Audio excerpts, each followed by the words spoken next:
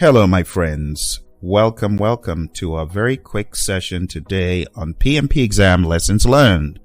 I just got off a phone call from one of our students who aced the exam very recently, a couple of days ago. So shout out to Lili out of Houston, Texas. She aced the PMP exam and shared some lessons that I want to go over with you. Number one, Lili shared with me that she studies best by reading and highlighting. I wanted to elevate the importance of this because I know some of you may feel pressured to watch videos online or listen to audio like this as your main study tool. But if it doesn't work for you, then you don't have to focus on that. You could read a good old book, highlight, take it on the road anywhere. Whether there's an internet connection or not, you'll always be able to study. And that is one of the advantages of reading a book. She said it was harder to study online, and some individuals do get distracted by studying online. Some of you, it works great for you. Others, not so much. So, reading and having a tangible book worked for her. She studied 2 hours a day. Honing in on the content for 2 hours daily worked for her. She read 1 hour in the morning before work and 1 hour at lunch. That's a lot of dedication, and that's similar to what I did. Studying in the morning before work and studying at lunch. I also added studying in the evening, but she put in 2 hours unfailingly, even during the holidays. She put that time in December, and it paid off. Now, when she took the exam and she was going through the questions, she wasn't sure if she had passed or failed, as many people say.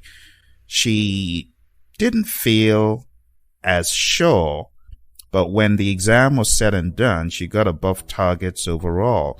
It just goes a long way to show you that you could be going through hell on the exam, but just keep running through. You will be amazed at how well you do if you stay the course of confidence. What she said is they will put you in an agile mindset, and they could mix it with a predictive response, and it's up to you to choose the most sensible response. Agile, predictive, or other. Don't fall into the trap thinking that, oh, it's a predictive question, I guess the answer should be predictive. Sometimes a predictive response may not be the best response, so you have to read carefully.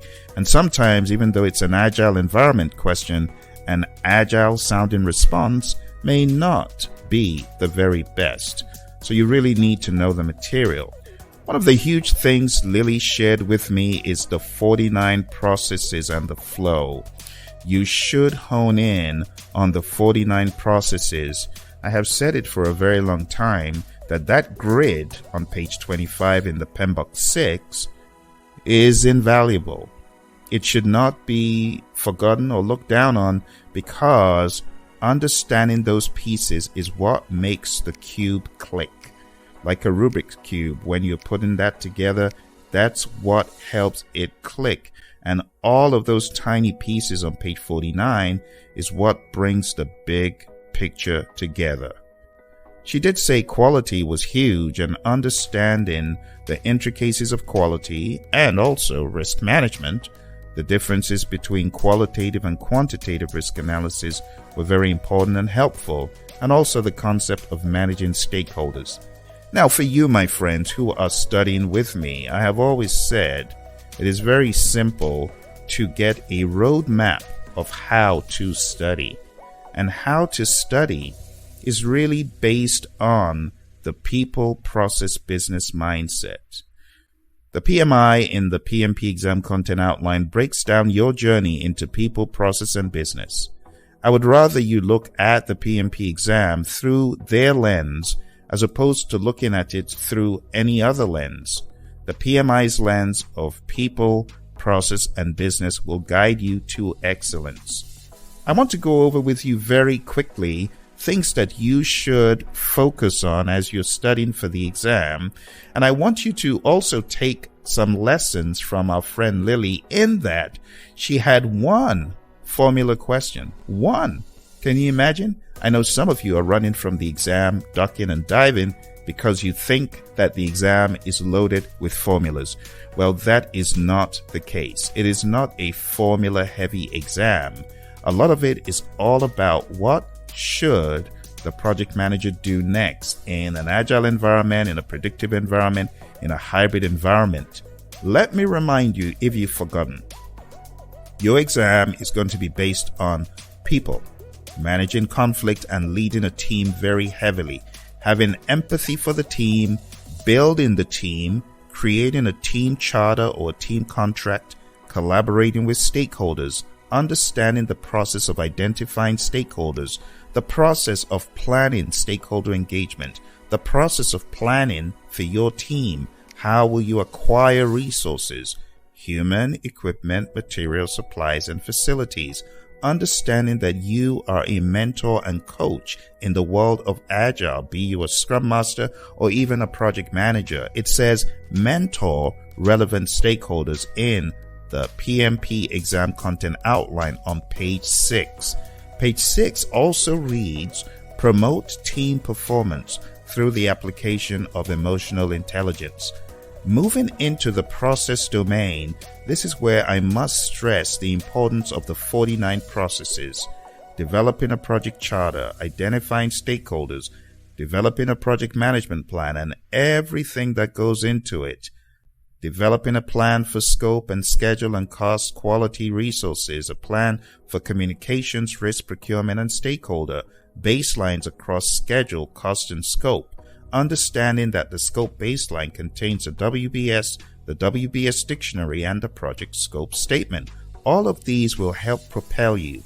Understanding the processes of communications and risk and stakeholders, which is why I recommend spending time on page 25 that has the 49 processes. This is going to go a long way in your exam experience. Understanding project artifacts in the world of Agile, in the world of Scrum, the product backlog, the sprint backlog, the increment in the world of predictive, the baselines, the project management plan, the deliverable, all of that stuff will help you. Understanding the nuances in project methodologies and practices.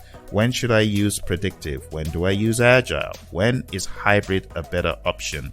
Understanding the differences between iterative and incremental language. What does it mean when we say iteration-based Agile versus flow-based Agile? These things could help you. Finally, in the process domain, understanding project or phase closure or transitions could greatly help your experience. What do I need to do to close the project?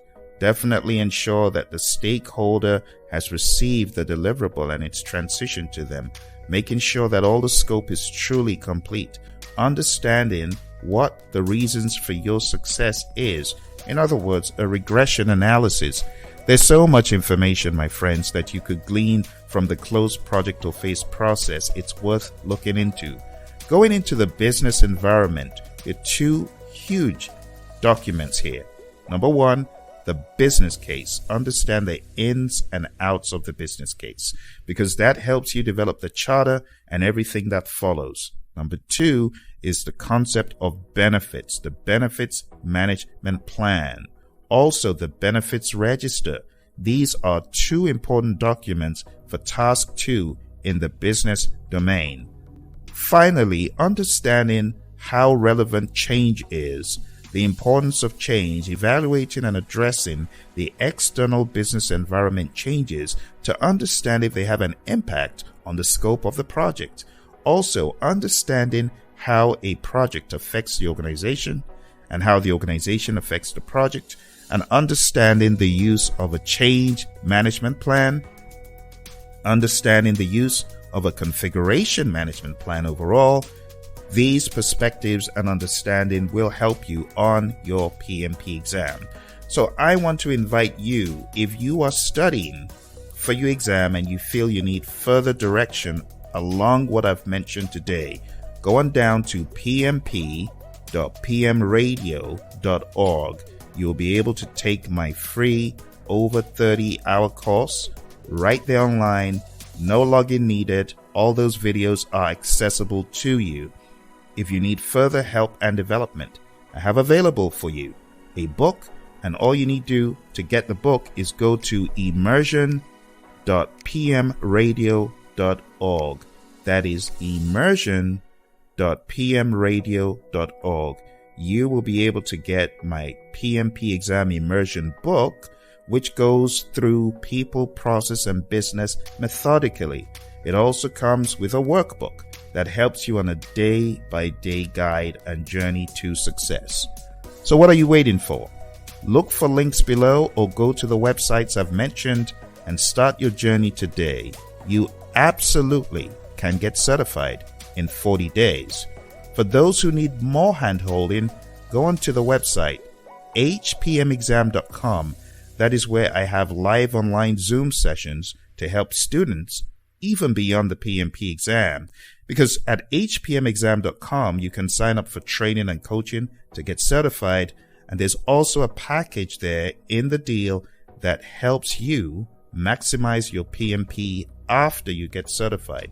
It's called hpmexam.com. So come aboard, let's start the journey together, and let's conquer the exam. Thank you for joining me, and talk to you soon.